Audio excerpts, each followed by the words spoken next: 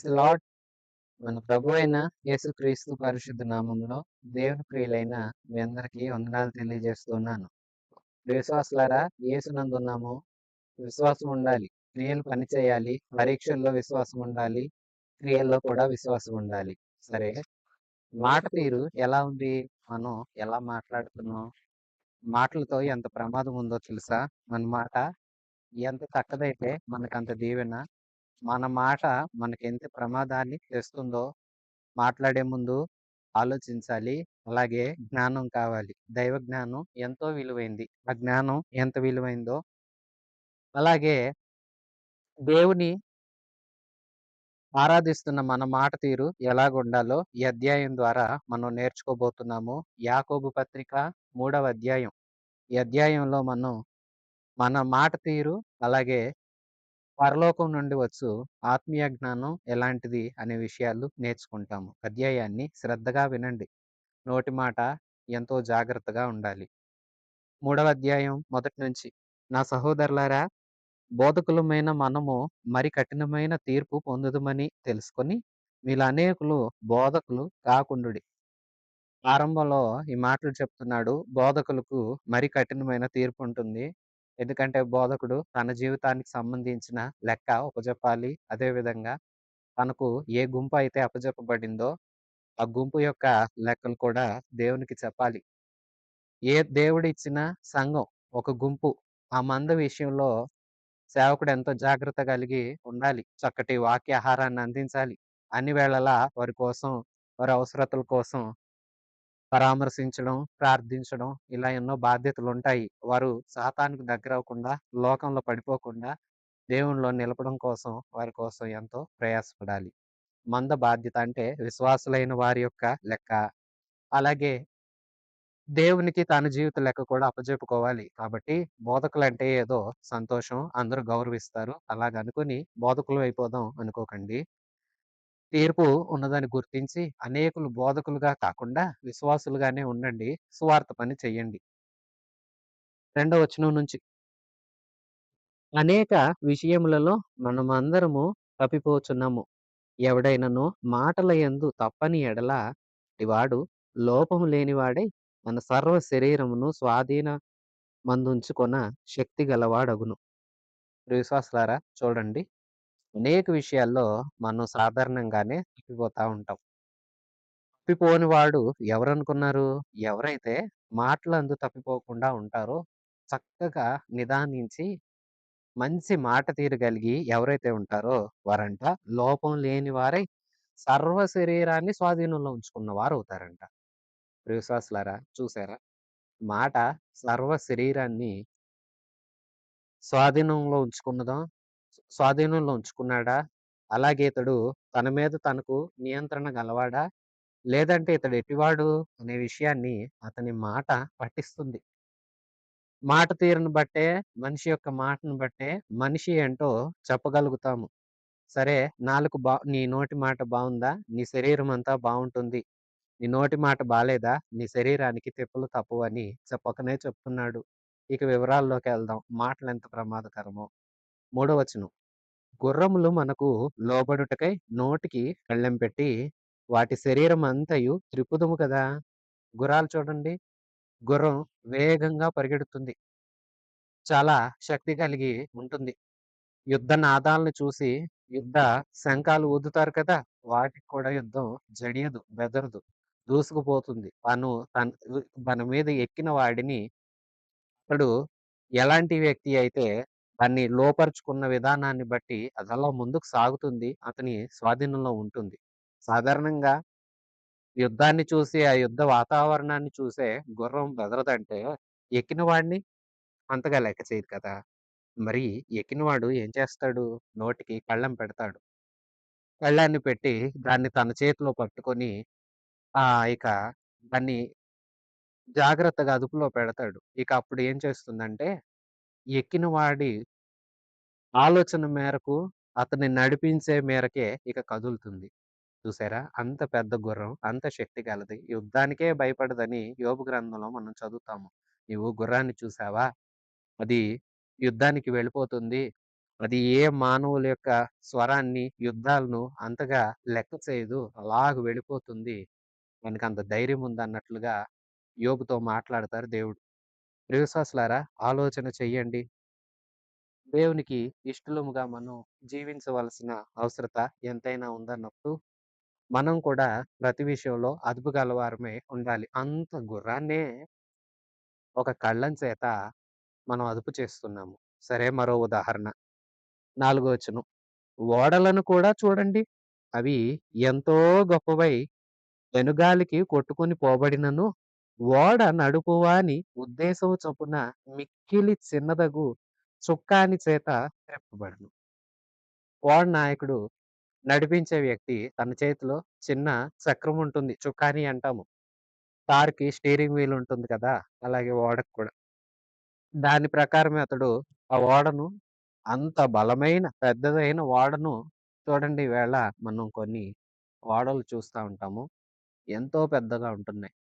ఆ ఒక్క ఓడలోనే ఎన్నో అంతస్తులు ఏర్పాటు చేసి, వాటిల్లోనే కొన్ని ఓడలు గనక మనం ఈవేళ సోషల్ మీడియాలో గనక కొన్ని మనం చూస్తే మనకు తెలుస్తుంది. ఆ ఓడలోనే చాలా గదులు ఏర్పాటు చేస్తున్నారు.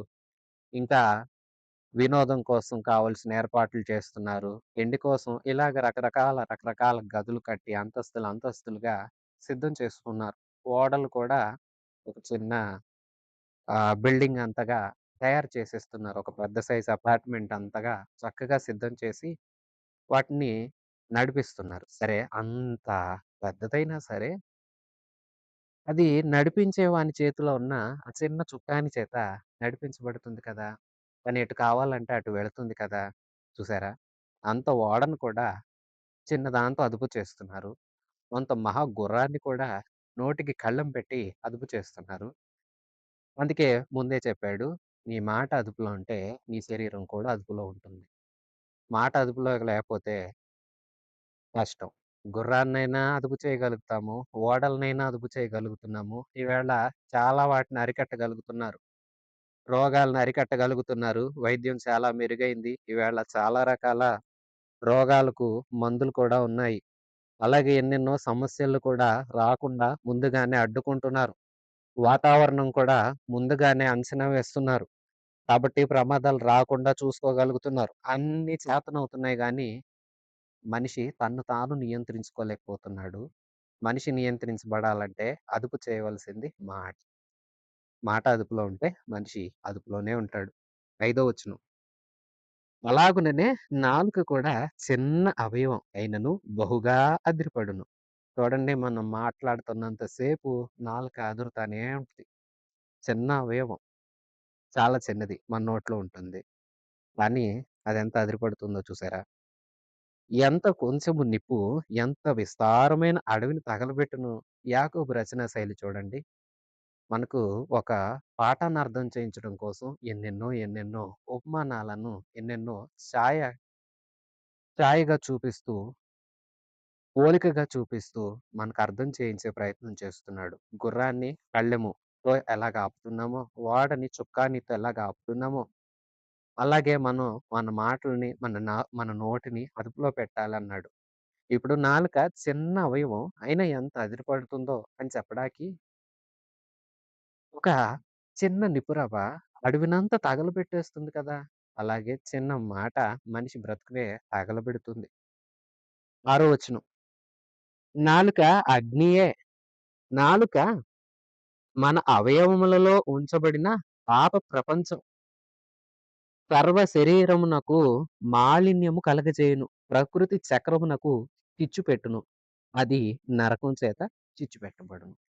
నాలుక ఎంత చిన్నదో, కానీ అదంట అగ్ని అంట. నిజమే. కొందరు మాటలు జీవితాల్ని తగలబెట్టేస్తా ఉంటాయి. కొందరు చెప్పాల్సిందంతా చెప్పి, "మాకేం తెలీదండి. ఇక అంతా మీ ఇష్టమండి" అనేసి ఎళ్ళిపోతారు. ఏం తెలియనట్టు అమాయకుల్లాగా. దానివల్ల నష్టపోయేది వాళ్ళ మాటలు విన్నవారే. అగ్ని. అంతేకాదు, అవయవాలలో ఉంచబడిన పాప ప్రపంచం అంట. చూసారా? నోటి మాట చాలా జాగ్రత్తగా ఉండాలి. ప్రియ విశ్వాసులారా, నోరుంది గదా అని మాట్లాడరాదు. నోటి మాటకు తీర్పు ఉంటుంది. జాగ్రత్త. ఏది పడితే అది మాట్లాడకండి. ఎవరిని తొందరపడి విమర్శ చేయకండి. సర్వ శరీరానికి మాలిన్యం కలుగచేస్తది. నోరే అపవిత్రం చేస్తుంది. యేసుప్రభు అన్నారు కదా! నోట్లోనికి వెళ్ళే ఆహార పదార్థం మనిషినేమి అపవిత్రపరచదు గానీ, నోటి నుండొచ్చేది అపవిత్రం చేస్తుంది. బయటకు వచ్చేవి అపవిత్రం చేస్తున్నాయి. బయటకొచ్చే ఆలోచనలు, నోట్లో నుంచొచ్చే మాటలే మనిషిని అపవిత్రం చేస్తున్నాయి. మాలిన్యం పట్టిస్తున్నాయి. ప్రకృతి చక్రానికి చిచ్చు పెడుతుంది. అది నరకం చేత చిచ్చు పెట్టబడుతుంది. ఈ నాలుకకి అంతం ఎప్పుడంటే మనిషి చచ్చి చేసిన పాపం అంతటికి నరకానికి పోయి నరకాగ్నిలో కాలుతున్నప్పుడు గాని ఈ నాలుకకు బుద్ధి రాదు. చూసారా? ఏడో వచనం. మృగ, పక్షి, సర్ప, జలచరములలో ప్రతి జాతియు నరజాతి చేత సాధు కాజాలును. సాధు ఆయను. గాని ఏ నరుడును నాలుకను సాధు చేయ నేరడు. అది మరణకరమైన విషముతో నిండినది. అది నిరర్గళమైన దుష్టత్వమే. చూసారా? మనిషంట మృగాన్ని అదుపు చేశాడంట. పక్షుల్ని అదుపు చేస్తున్నాడంట. సర్పాలను కూడా ఆడిస్తున్నాడు. చూడండి బోర ఊది పాములు కూడా ఆడిస్తా ఉంటారు. కోతుల్ని కూడా ఆడిస్తా ఉంటారు. ఇక పెద్ద పెద్ద జంతువుల్ని ఇప్పుడు బంధించి జూల్లో పెట్టి వాటిని కూడా మనిషి అదుపులో పెడుతున్నాడు. సింహానికి కూడా కాస్తంత అదుపులో పెట్టి సింహంతో కూడా కొన్ని వింతైన కార్యక్రమాలు చేసి డబ్బు సంపాదించేవారు కూడా ఉంటున్నారు కదా! ప్రతి జాతి నరజాతి చేత సాధు అవుతుంది. అదుపులోకొస్తుంది. కానీ మనిషి అన్నింటిని అదుపు చేస్తున్నాడు గానీ, నోటి మాటను అదుపు చేయట్ల. అది మరణకరమైన విషంతో నిండిపోయింది. నిరర్గళమైన దుష్టత్వం అది. చూడండి 9వ వచనం. దీనితో తండ్రి అయిన ప్రభువుని స్తుతింతుము. దీనితోనే దేవుని పోలికగా పుట్టిన మనుషులను శపింతుము. ఒక్క నోటి నుండియే ఆశీర్వచనమును, శాపవచనమును బయలువెళ్ళును. నా సహోదరులారా ఇలాగు ఉండకూడదు. ప్రియ విశ్వాసులారా శ్రద్ధగా వినండి. మనకు దేవుడు ఎంతో కృపనిచ్చాడు. దేవుడు మనకిచ్చిన కృపలలో అతి శ్రేష్టముగా మనం పరిగణించేదేంటంటే, మనం మాట్లాడుకోగలం. మనకంటూ ఒక భాష ఉంది. వ్యక్తం చేసుకుంటున్నాము.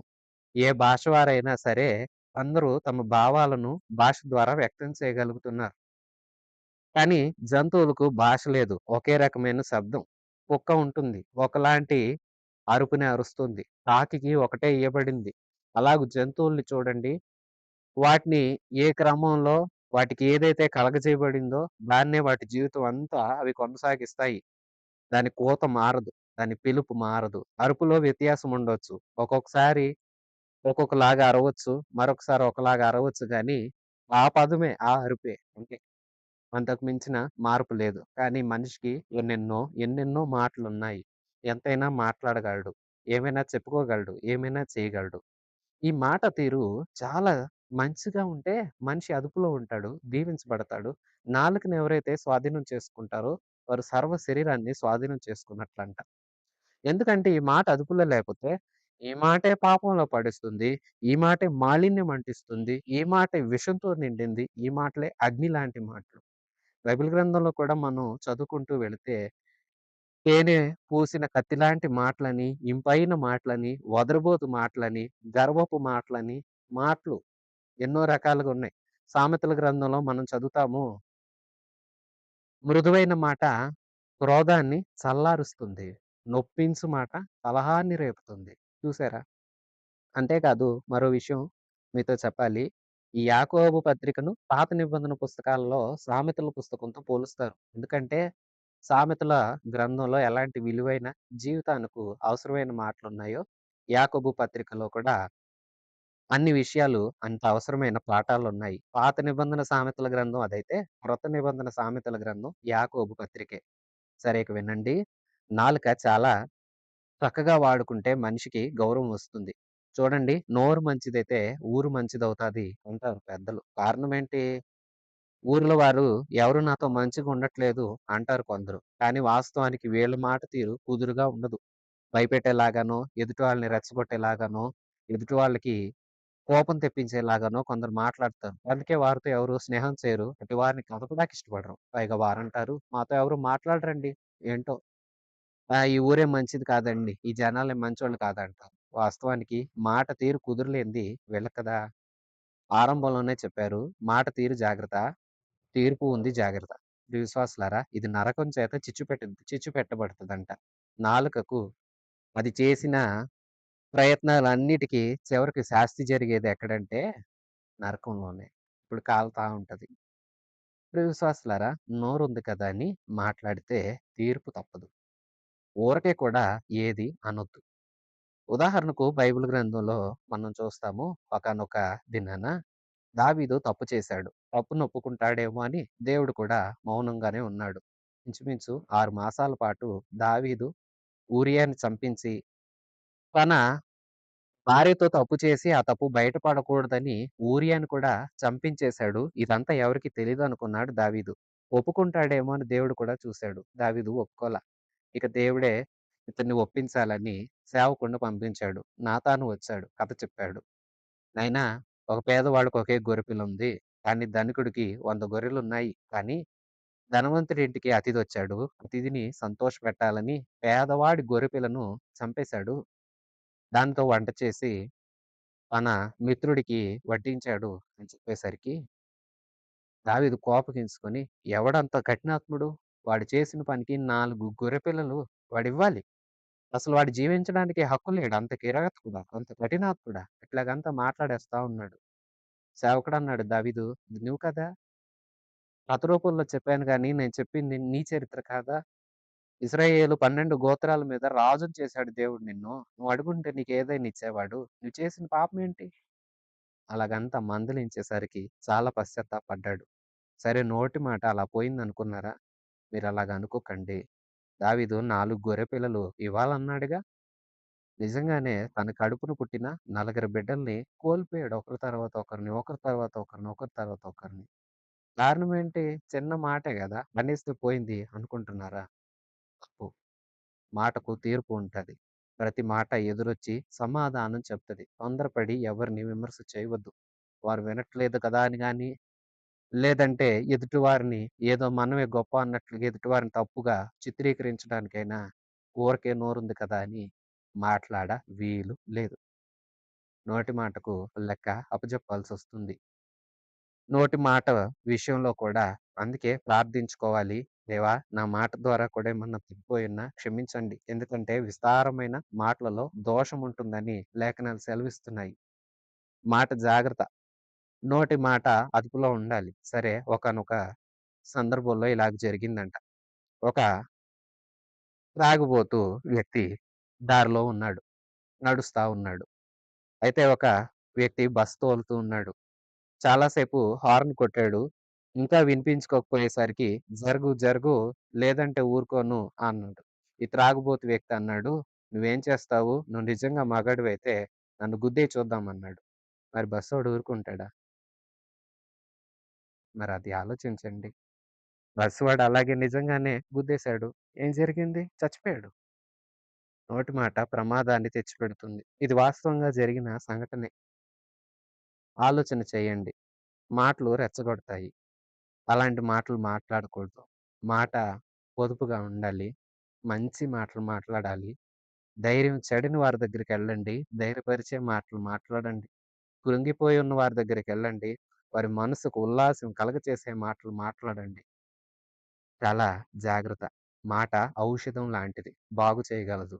మరో మాట చెప్పనా? ఈ మాటే విషం లాంటిది. చంపేయగలదు. జాగ్రత్త.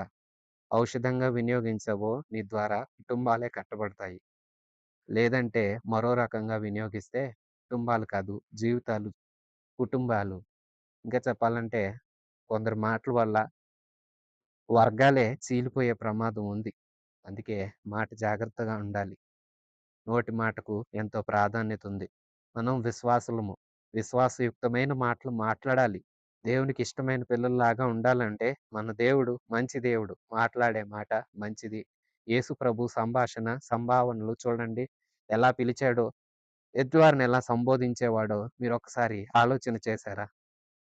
ఇస్కరియోతు యూదా ద్రోహి కదా! అలాంటి వ్యక్తినే చెలికాడా అని పిలిచిన ప్రభువు మాట తీరు ఎంత గొప్పది. అమ్మా, తల్లి, సహోదరి, సహోదరుడా అలాగూ సంబోధించాడు కదా! చెలికాడా అన్నాడు కదా! మరి మన మాట తీరు ఎలా ఉంది? మనం ఏమై ఉన్నాము? ఆయన మాటలు ఆదరించాయి కదా!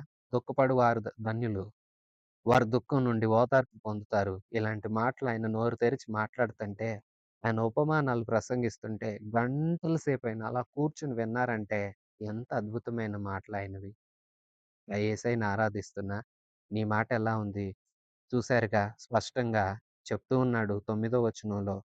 ఈ నాలుకతోనే తండ్రి అయిన దేవుణ్ణి స్తుతిస్తున్నాము. ఇదే నాలుకతో దేవుని పోలికగా పుట్టిన వాడిని శపిస్తున్నాము. శపించొచ్చా? ఆలోచించండి. దేవుడిని స్తుతిస్తున్నాము. మరి దేవుడు కలగజేసిన తన పోలిక కదా! ఆదియందు దేవుడు భూమి ఆకాశాలను సర్వ సృష్టిని చేసి ఇలాగన్నాడు, రండి మన పోలిక చొప్పున మన స్వరూపంలో మన అని ఎందుకన్నాడు? తండ్రి, కుమార, పరిశుద్ధాత్మ ఏకమై ఉన్నాడు. దైవత్వాన్ని పంచుకున్న ముగ్గురు ఆత్మీయ వ్యక్తులు తండ్రి, కుమార, పరిశుద్ధాత్మ దేవుడు, త్రియేక దేవుడు భూమి మీద నేలమంటిని తీసుకొని ఒక మనిషిని చేద్దాము. ఆ మనిషికి మన పోలిక ఇద్దాము అన్నాడు. అంటే మనిషి ఎవరి పోలిక? దేవుని పోలిక కదా! మరి నీ తోటి వారిని దూషించవచ్చా? శాపాలు పెట్టవచ్చా? తగదు కదా! శాపం పెట్టకూడదు. జాగ్రత్త. ఎందుకంటే ఒక నోటి నుండియే ఆశీర్వచనం, అదే నోటి నుంచి శాపాలు బయలు వెళ్ళవచ్చా? సహోదరులారా ఇలాగ ఉండకూడదు. స్పష్టంగా చెప్తున్నాడు. ఇలా ఉండకూడదు. నీ మాట అవునంటే అవును. కాదన్నావా? కాదు. చేస్తానంటే చెయ్యి. దేవుని బిడ్డలెలా ఉంటారంటే నష్టం కలిగిన ఇచ్చిన మాట తప్పరంట. కాని మాటలు మాట్లాడొద్దు. 2 రకాల మాటలు మాట్లాడొద్దు. ద్వంద్వ వైఖరి, 2 రకాల తలంపులు, మాటలు దేవుని పిల్లలకు కూడదు. దీవించే పిల్లలం మనం. దీవెనకరంగానే ఉండాలి. ఆశీర్వచనాలే పలకాలి. అందరితో మర్యాదగానే నడుచుకోవడం ఎంతైనా మంచిది. చాలా జాగ్రత్త.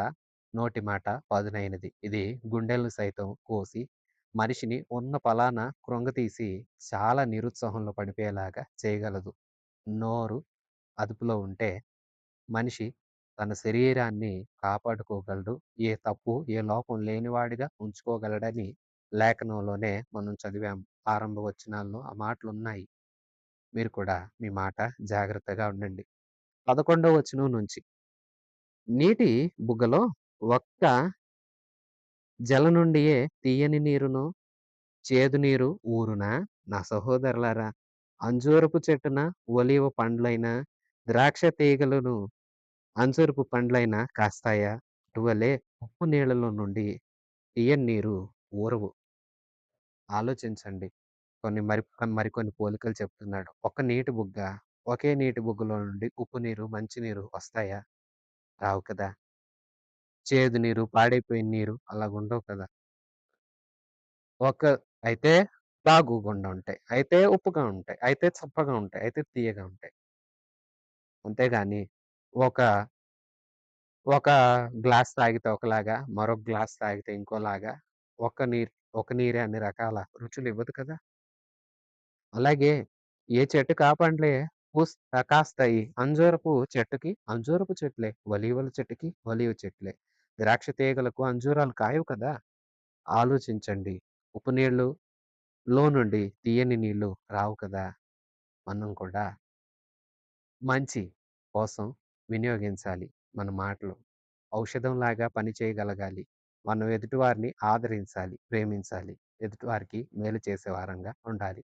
మరోసారి చెప్తున్నాను. నోటి మాట జాగ్రత్త. నాలుకను మీ మాటలను స్వాధీనంలో ఉంచుకోనండి. దేవుని దీవెనలు మీకందుతాయి. జాగ్రత్త. మాట పాపంలో పడవేయగలదు. మాట మనకు మాలిన్యం అంటించగలదు.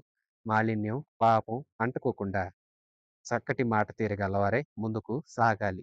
13వ వచనం. మీలో జ్ఞాన వివేకములు గలవాడెవడు? వాడు జ్ఞానంతో కూడిన సాత్వికం గలవాడై తన యోగ్య ప్రవర్తన వలన తన క్రియలను కనపరచాలి. మీలో జ్ఞానం, వివేకం ఎవరికుంది? ఉందా? అలాంటి వారు తమ ప్రవర్తనలో వాటిని కనపరచాలి. క్రియల ద్వారా వాటిని చూపించాలి. జ్ఞాని జ్ఞానిగానే ఉంటాడు. అజ్ఞాని అజ్ఞానిలాగానే ఉంటాడు. మంచోడు మంచిగానే ఉంటాడు. మూర్ఖుడు మూర్ఖుడిలాగానే కనిపిస్తాడు. క్రియల ద్వారానే వ్యక్తం చేయవలసి ఉంటుంది. అయితే మీ హృదయములలో సహిం సహింపనలవి కాని మత్సరము, వివాదములు ఉంచుకొనువారైతే అతిశయపడవద్దు. మత్సరమునకు విరోధంగా అబద్ధమాడొద్దు. ఈ జ్ఞానం పైనుండి దిగివచ్చినది కాక భూ సంబంధమైనదియు, కృతి సంబంధమైనదియు, దయ్యముల జ్ఞానము వంటిదియునై ఉన్నది. చూసారా? మత్సరము, వివాదాలు, తర్కాలు ఎవరైతే పెట్టుకుంటారో వీరు భూ సంబంధమైన వారు. 16 వచనం కూడా చూడండి. ఏలయనగా మత్సరమును, వివాదమును ఎక్కడ ఉండునో అక్కడ అల్లరి, ప్రతి నీచ కార్యము ఉంటుంది. ఇది భూ సంబంధమైన జ్ఞానం. భూ సంబంధమైన జ్ఞానం ఎలాంటిదనుకున్నారు? నేనంటే నేను గొప్ప అంటది.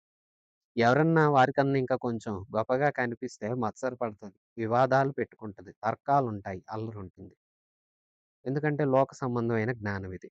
చూడండి కొందరికి ఆటల మీద జ్ఞానం చాలా ఎక్కువ. ఆటలు క్రికెట్ గాని, ఇంకా దేశం తరపున ఆడే ఏ ఆటనన్నా తీసుకోనండి. ఆటలంటే ఇష్టం ఉన్నవారు తగు వివరాలన్నీ చెప్తారు. పలానా సంవత్సరంలో ఈ టీమ్ గెలిచింది. పలానా సంవత్సరంలో ఆ జట్టు గెలిచింది. ఇలా చెప్తారు. కొందరికి సినిమా జ్ఞానం ఉంటుంది. వాళ్ళు ఇక ఏ సినిమాలో ఎవరు నటించారు, ఎవరు ఎవరికి ఏమవుతారు ఇలాంటివన్నీ బాగా చెప్తారు. కొంతమందికి మరికొన్ని విషయాల మీద అవగాహన ఉంటుంది. ఇవంతా ఎలాగుంటుందంటే ఆటల జ్ఞానం ఉన్నవాడు నేనే గొప్ప అంటాడు. సాంకేతిక జ్ఞానం ఉన్నవాడు వాళ్ళకన్నా నేనే గొప్ప అంటాడు. ఒకరికొకరు మత్సరపడతారు. వివాదాలకు, తర్కాలకు లోనవుతారు. ఇది లోక సంబంధమైన జ్ఞానం. కానీ మొదటి అధ్యాయం 5, 6 వచనాలు మీకు జ్ఞాపకం ఉన్నాయా? ఇక్కడ అంటారు మీలో ఎవరికైనా జ్ఞానం కొదువుగా ఉంటే వారు నన్నడగాలి. అంటే దేవుడినడగాలి. తన్నడుగు వారికి సందేహింపకుండా అడిగే ప్రతివారికి ఆయన ధారాళంగా దయచేస్తాడని. అలాగే అదే అధ్యాయం 18 వచనంలో మనం చదువుతాము. పైనుండి వచ్చే ప్రతిది శ్రేష్టమైనదై అది జ్యోతిర్మయుడగు తండ్రి దగ్గర నుండి వస్తాయి. అందులో లోపాలుండవని మనం చదివాము. దేవుని దగ్గర నుండి వచ్చేదైతే శ్రేష్టమైందని, దేవుడినడిగితే ధారాళంగా ఇస్తాడని మనం చదివాము. సరే ఇప్పుడు దైవ జ్ఞానం యొక్క లక్షణాలు చూద్దాం. లోక జ్ఞానం లక్షణాలేమై ఉన్నాయి? ఇవి మత్సరపడతాయి, వివాదాలు పెట్టుకుంటారు, అల్లరుంటుంది, నీచ కార్యాలుంటాయి. ఒకరంటే ఒకరికి గిట్టదు. ఒకరి జ్ఞానాన్ని చూసి ఇంకొకరు అతిశయపడతారు. ఒకరికొకరు గొప్పలు చెప్పుకుంటారు. మరి ఆత్మీయ జ్ఞానం ఎలాంటిది? ఈ జ్ఞానం గలవారు ఎలాగుంటారు? 17వ వచనం నుంచి. అయితే పైనుండి వచ్చు జ్ఞానము మొట్టమొదట పవిత్రమైనది. ఆత్మీయ జ్ఞానం ఎప్పుడైనా శ్రేష్టమైందే. అది పవిత్రమైందంట. తరువాత సమాధానకరమైంది, మృదువైనది, సులువుగా లోబడినది, కనికరమును కనికరముతోనూ మంచి ఫలములతోనూ నిండుకొనినది, పక్షపాతమైనను వేషధారణైనను లేనిదై ఉన్నది. విశ్వాసులారా చూసారా? ఇది నిజమైన దైవ జ్ఞానం. ఇది ఎక్కడి నుండొచ్చింది? పైనుండి వచ్చు జ్ఞానం. పైన ఎవరున్నారు? దేవుడున్నాడు. దేవుని దగ్గర నుండి వచ్చే జ్ఞానం ఇది. ఇదంట మొదట పవిత్రమైనది. పాపభూయిష్టమైనది కాదు. మనిషిని మాలిన్యం మురికి పట్టించేది కాదు. మనిషిని పాపంలోకి ఈడ్చుకెళ్ళిపోయేది కాదు. ఇది పరిశుద్ధమైన జ్ఞానం. పవిత్రమైంది. తరువాత ఇది సమాధానకరమైంది. లోక జ్ఞానం వాదాలు పెట్టుకుంది గానీ, దైవ జ్ఞానం వాదాలు పెట్టుకోదు. దేవుడిచ్చు జ్ఞానం శ్రేష్టమైంది. ఈళ్ళు జ్ఞానం గలవారై ఉంటారు. ఎంతో జ్ఞానం ఉన్నా సరే ఎవరితో గొడవలు పడరు. ఎందుకంటే సమాధానంగా ఉంటారు. తర్వాత మృదువైంది. ఈ జ్ఞానం సున్నితంగా ఉంటుంది. చాలా దీవెనకరంగా ఉంటుంది. సులభంగా లోబడుతుంది. ఈ జ్ఞానాన్ని ప్రేమించేవారు దీవించబడతారు. జ్ఞానాన్ని వెదుకువారిని అది ఐశ్వర్యవంతులుగా చేస్తుందని, జ్ఞానాన్ని ప్రేమించేవారు శ్రద్ధగా వెతికేవారి జీవితాలు ఎంతో బావుంటాయని మనం సామెతల గ్రంథంలో చదువుతాం. ప్రియ విశ్వాసులారా చూడండి. జ్ఞానం శ్రేష్టమైంది. ఇది చాలా మంచిది. ఇది మృదువైనది. ఇది సులభంగా లోబడుతుంది. పవిత్రమైనది. ప్రత్యేకమైన ప్రశంస ఇది పైనుండొచ్చింది. ఇది దేవుడిచ్చింది. అందుకే ఇన్ని మంచి లక్షణాలున్నాయి. అంతేకాదు ఈ జ్ఞానంలో కనికరం ఉంది. కనికరంతోనూ మంచి ఫలాలతో నిండుకుంది. నిజమే. ఈ ఆత్మీయ జ్ఞానం ఎవరైతే కలిగుంటారో, దేవుడిచ్చు జ్ఞానం ఎవరైతే కలిగి ఉంటారో, ప్రియవిశ్వాసులారా వారిలో కనికరం ఉంటుంది. ఎందుకంటే జ్ఞానం కదా ఆలోచిస్తది. మంచా చెడా, యుక్తాయుక్తల వివేచనుంటుంది. వివేచనుంటుంది.